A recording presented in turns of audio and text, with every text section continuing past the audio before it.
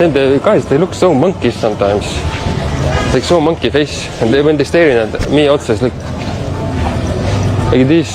Ganyan ngang inilarawan nitong Estonian vlogger ang mga lalaking Pilipino na mukha raw unggoy. What? At sinabi pa nitong mag-ingat daw ang mga foreigner na pupunta ng Pilipinas dahil karamihan nga sa mga babaeng pwede nilang mahanap dito ay mga single mom.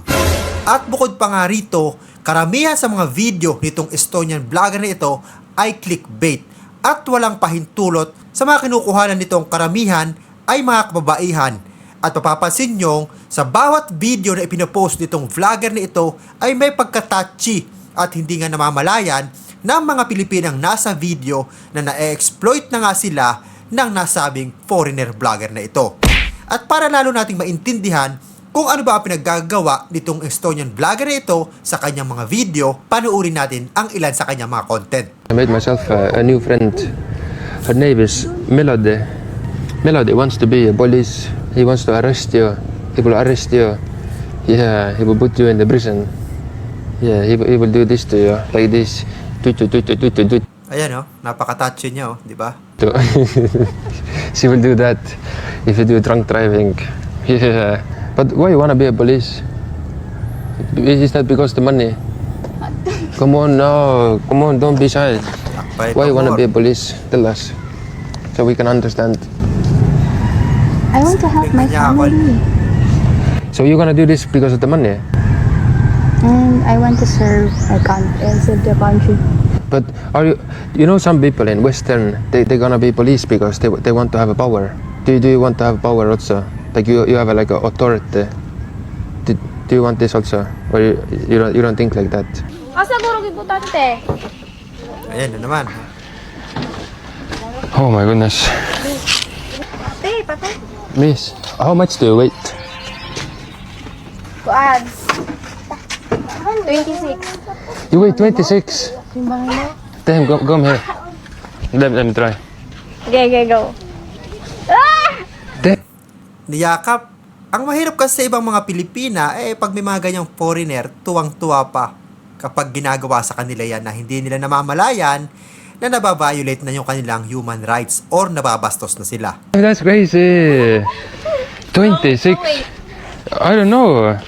Damn, that's nothing. Huh? It's just nothing. She's like feather. Yes. I'm so small. Yeah, why are you so small? I don't think. You need to eat. Her body is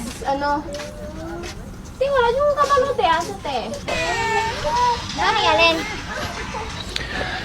A butcher. Alin? A butcher. You do it.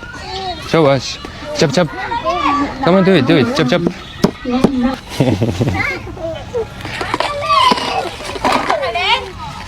Oh my goodness. Hello, miss. Hi, how are you? I'm okay ra. Tagalog. You speak Tagalog? Kamay ra. A little bit. Kamay ra, Bisaya. Where did you go? I came here. You filming, but you are a blogger? Yeah. Yeah. How are you? Is that your business? No, that's mine for my neighbors. You know I love you? No. You tell Gugmatika. Kugmatika. It's not Bisaya. Gugmasadtika. It's not Bisaya. So ayan doon talaga siya pumesto sa malapit sa ni Kabayan Wala namang kamalay-malay itong si Kabayan na simpleng inaano na siya nitong isang foreigner na ito. Bisaya or Tagalog? Bisaya. Gugma. Kugma. Yeah. Kugma. Yeah. It means I love you. Yeah, I love you. Kugma. Kugma. Which country do you live? In Europe. Europe? Yeah. Which country? But You're 34? yeah. No. But miss, Europe is not a country. It's a continent. Continent. Yeah. The part of continent, huh? Yeah, exactly. But you know how to speak Tagalog? Magandang hapon. Much color.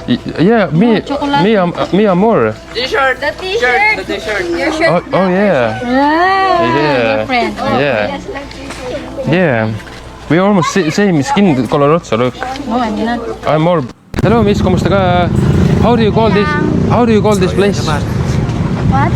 How do you call this place? What's the name of the place? Cervantes. Cervantes Poblacion 8. How old are you? 25. Oh, you're very guapa. Dili. Hey, where are you guys going? Where are you going? Ato na mi sa kuan. I'm going to beach. Beach. Boarding house. Let's go. I'll come with you. Okay. Let's see where you guys live. Okay. Do you live here? Miss, wala Bisaya, wala English. Yeah. Kamay English. What's your name? Rinalyn. Renalyn. Sim. My name is Sim. Nice to meet you. Sim. Yeah, Sim card. But you, what's your name? I'm Cherilyn. Cherilyn. Nice to meet you. My name is Sim. Sim card. Sim card. Why not? Look at this. A snake tattoo woman. I find you. How are you? Give me a hug. Are you still single? Tuwa-tuwa, niyayakap. Or you have a boyfriend already? I have a Why not? I wanted to see you, but you don't work over there no more. Hello, sir. Ako kachat sa una. Where's the boyfriend? Where is he? Just my brother. Ah, hello, boss. Where's the boyfriend? Si Sim! Sim is here. Is that Mama? Mama is there inside. Yeah! Yeah. Why am I here? Because I drove by so many times. I didn't see you work there no more. Why you know? Because the guys, the people from the. What you asked to them? I just asked, where's the girl with the snake tattoo? Yeah. What's that? A camera. Tai, kumusta ka? Hello. How are you? I'm okay. Tim, you're so guapa. Thank you. You do weight also. Ay puta, pinindot. Nakita niyo yon, pinindot. Yan no. I'm okay. Tim, you're so guapa. Thank you. You do weight also. Oh my goodness, I like you. Where are you going? Going to Kasit. Are you gonna go work? Yeah, later 5. Maybe I'll come later to the Shakey's. No, have pizza here. I'm shaky, so if you want to eat pizza here, I want egg. what? Egg lock. I don't have that. You don't have that. Yes, wait.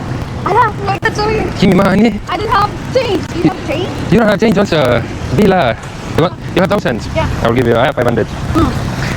Where's my 500? Here. Look. We do business. Yeah, thank you. Why are you giving me money? Huh? You're a good woman. You're a perfect Filipina. Mababait naman talaga ang mga Pilipino, lalong-lalo na sa mga foreigner. Ang problema nga sa mga ganitong klaseng foreigner ay tinetake advantage nila ang kabaitan ng iba nating kababayan. At ang iba nating kababayan, hindi nga namamalayan na may hindi na magandang epekto ito, lalong-lalo na sa kanilang mga personal na pagkatao kapag nga ito ay naipost sa social media nang wala nilang pahintulot.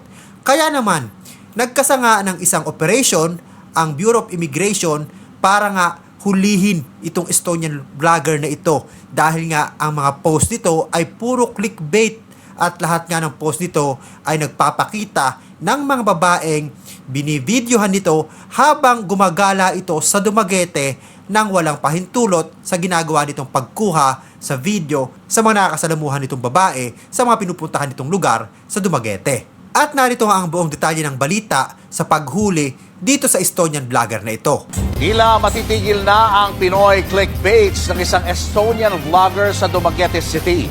Bukod sa ginawa na siyang persona non grata, inaresto at ipadedeport na rin siya ng Bureau of Immigration. Narito ang buong frontline report.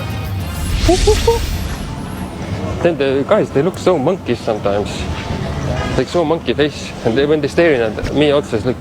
Mukhang unggoy. Ganito inilarawan ng Estonian vlogger na si Simru Sipu, aka pro-life traveler, ang mga lalaking Pinoy. May babala rin siya sa mga foreigner na bibisita sa Pinas. When you will come to the Philippines, don't get yourself a single mom. Single mom, Jesus Christ. It's like some Filipino banged the woman already. Pero hindi lang yan ang vlog niya na tungkol sa mga Pinoy.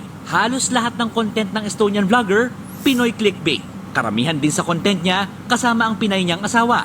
Isa pa sa kino-call out sa Estonian vlogger ang panghaharas umano ng mga minor de edad at pagbibideo nito ng walang permiso sa mga bata at mga babae. Una na siyang itinuring na persona non grata sa Negros Oriental hanggang sa inaresto na siya ng Bureau of Immigration sa kanyang nirerentahang bahay sa Dumaguete City. Kaya ang pagbablog niya tungkol sa buhay niya rito sa bansa mukhang matitigil na. Inaayos na rin kasi ang pagpapadeport sa kanya dahil sa paglabag niya sa Philippine Immigration Act of 1940. Ang mapanlait na vlogger, panay sorry ngayon sa presinto. Wala naman daw siyang masamang intensyon sa Pilipinas. If somebody was offended, I'm very sorry about this. I'm very sorry. I didn't do this intentionally. It's just maybe my understanding of the situation was wrong. But that never has been my intention. My intention always been in the Philippines, explore and connect with the locals because I love Filipinos. Nanindigan naman ng BI na pananagutin ang sino mang dayuhan na babastos sa mga Pilipino at sa mga batas ito. Giit pa ng ahensya, hindi content playground ang Pilipinas. Welcome naman daw ang mga turista, pero kung sino man ang mananamantala sa mga Pilipino para lang sa views, mahaharap sa pag-aresto, deportation at blacklisting. Sabi pa ng ahensya, katulad lang ng Estonian vlogger ang naaresto at ipinadeport ng Russian vlogger na si Vitaly Zidorowetsky na ginawang content ang pambabastos sa mga Pinoy. At sa mga kababayan natin mga Pilipina, lalong-lalo na yung mga nasa probinsya na madalas makasalamuha ng mga foreigner, sana ay wag tayo basta-basta papayag kung nakikita natin at nararamdaman natin na may mali na sa ginagawa ng mga ibang lahi. At kung nagustuhan nyo ang videong ito at bago ka pa lamang dito sa aking YouTube channel, ay ini-invite kita mag-subscribe at pahit na rin ang notification bell para lagi kang updated sa mga viral video at balitang OFW na i-upload natin dito sa ating YouTube channel. Maraming salamat sa iyong panonood.